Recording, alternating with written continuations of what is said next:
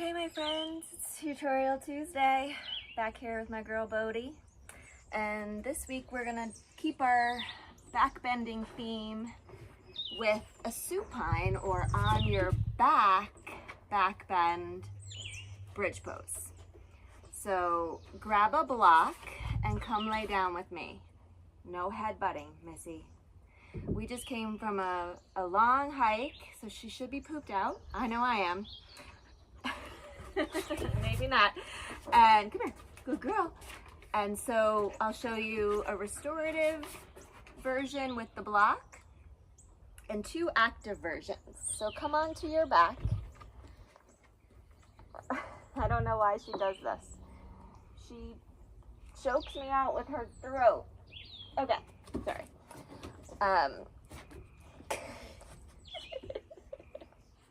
She chokes me out with her throat.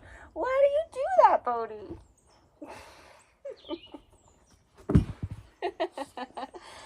Aren't dogs the best? Chill, my friend, chill. Okay, come onto your back. Get comfortable. And first, let's talk about the spine and the relationship it has to back bending. So regardless if you're standing on your feet, sitting on your pelvis, or laying down on your back, I think those are the three variations of a back bend we can think of, or on your shins for camel, we want to maintain the lumbar curve, the little lower back curve, to allow the spine to back bend to its fullest with the most comfort. So in bridge, I know back in the day, in the 90s, when I first started practicing, there was a big focus on scooping the pelvis under, flattening the lower back, and then lifting up. We have debunked that as being the best back bend, because when we maintain our lumbar curve, instead of flattening and scoop under, we can create a deeper, healthier, more efficient, and more expressive back bend. Sorry, I'm so sticky and okay, itchy. So that being said, if you scooped your pelvis under and lifted, it's not wrong. That's just a glute bridge. That's going to focus on strengthening your glutes. Again, not wrong. If you want a back bend, it's not the best support for back bending. And over time, if you do it every single day, the flattening of the lower back and holding bridge might turn off your lower back muscles and actually create lower back pain. So it's nice to know that, so that you're giving your body what it needs and keeping yourself out of danger.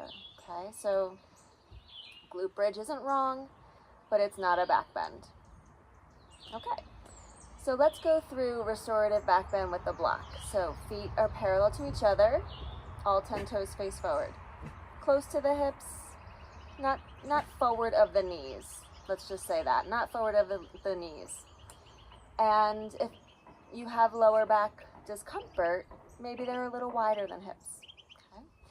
Feel that you're rolling the pelvis forward, arching the lower back, and wiggling the shoulder blades in and underneath you to get the arms settled into the back of the socket, out of the way for the thoracic spine to open up, the ribs, the spine attached to the ribs. Okay?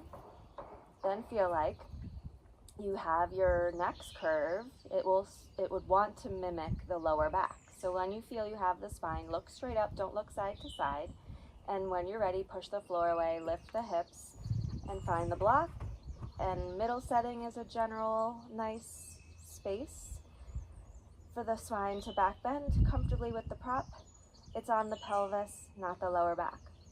So even though we're supported, you can still remain very active. So I'm not just going to passively drop in. When I do, I get a little bit of discomfort in one side of my lower back, which has been an issue all week. But on the block now, I can suck my shoulders a little bit more underneath. Notice how that opened the rib cage. Keeping that, I'm going to hug my bottom ribs together, and as I pull the bottom ribs away from the floor and away from my hips, I'm going to roll my pelvis more forward, my pubic bone more forward, and feel my heels pull back. So here's relaxed, passive. Watch, we get the shoulders underneath and lift the ribs. Isometrically contract the feet towards the shoulders and roll the pelvis forward, and I'm in a very expressive, expansive back bend. I'm almost overdoing it. If you feel like your chin is getting swallowed up by your chest, you can lift it away, but also lift your chin away from your chest. If your neck is getting pushed flat, that is not great. So we want to maintain that little curve of the cervical spine and the neck as well. So here's very active, very open, expressive Setu Bandha Sarvangasana, or bridge pose on a prop. Okay. Now hug into the belly, soften the effort a bit, and lift off the block, come on down. I'm not a huge proponent of rolling the spine down one vertebra at a time. The spine likes to be in neutral. And the more we give ourselves time in a neutral spine, we build proprioception there, we build strength deep around those deep intrinsic muscles around the spine, so I think it's just better, in my opinion. Okay, so now let's try regular old traditional Setu Bandha Sarvangasana, or bridge pose. So we're gonna get the shoulders sucked underneath. I'm gonna bring my palms down alongside the hips. That's a common cueing for this. All right, pelvis rolls forward, arms press down, ribs pull up, belly pulls in, ribs pull in together, lifting up, not scooping under. I'm gonna isometrically pull my heels towards my shoulders. That fires up the hamstrings along with the glutes. It's still gonna activate the glutes because we are extending our hips, and that's their job, but we don't want the glutes to do all the work. So heels pull back, let the hamstrings fire up. Get the shoulders a little bit more underneath. I like to grab the mat and try to pull it in half lengthwise. That helps lift up. You might get a little high enough to get your hands underneath and support yourself a little bit higher, or clasping the hands underneath can be helpful to get the shoulders more underneath. And when the shoulders get more underneath, they're out of the way for the ribs to get more vertical. Here's bridge pose. Chin lifts a little bit. Gaze stays neutral with the midline. All right, and then we slowly come down. I'm gonna let my sit bones lead the way, not scooping under.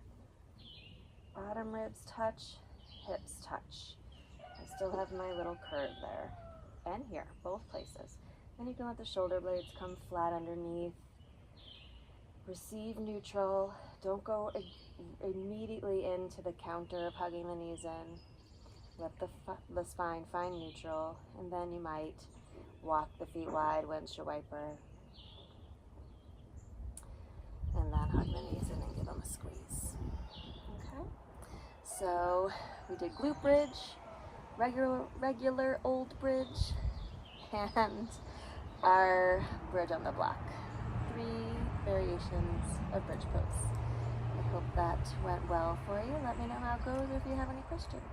See you next time.